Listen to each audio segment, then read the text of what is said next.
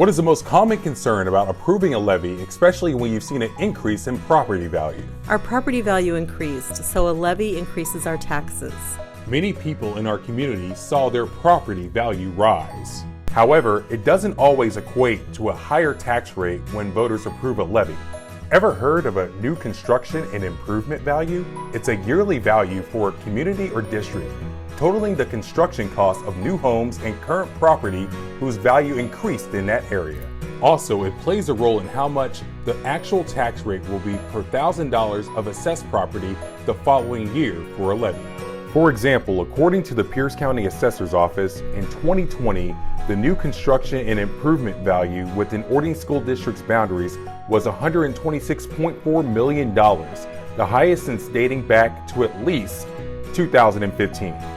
When our district taxpayers approved our current 2-year levy, we asked for $2.07 per $1,000 of assessed property in 2021.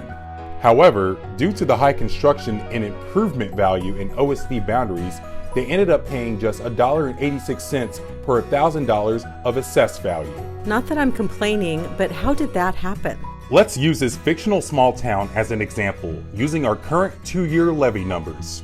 At the beginning of 2020, the town's school district boundaries had a total of 10 homes, and they approved their school district's 2-year levy with a $2.07 per $1,000 of assessed value for 2021 and 2022. However, in that same year, 10 more houses were built and bought in the town, and the property value of the current homes increased. Along with increased property value and more taxpayers owning property in the town, this eases the tax rate for everyone in the community.